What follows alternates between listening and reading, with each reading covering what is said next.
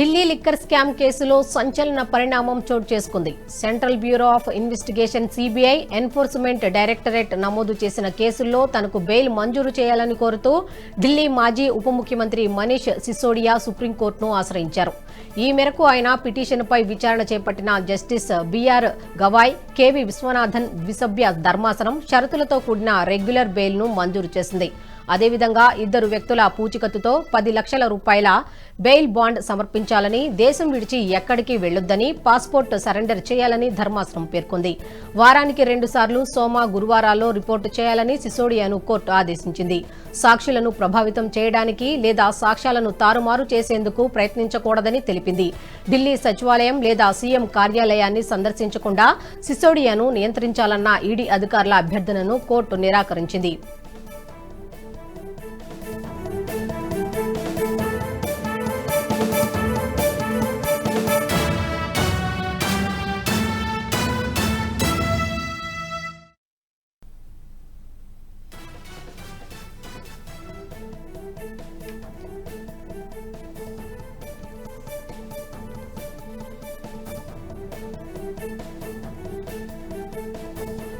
Delhi liquor scam కేసులో సంచలన పరిణామం చోటు చేసుకుంది. Central bureau of investigation CBI enforcement directorate నమోదు చేసిన కేసుల్లో తనకు బెయిల్ మంజూరు చేయాలని కోరుతూ ఢిల్లీ మాజీ ఉప ముఖ్యమంత్రి మనీష్ సిసోడియా సుప్రీంకోర్టును ఆశ్రయించారు.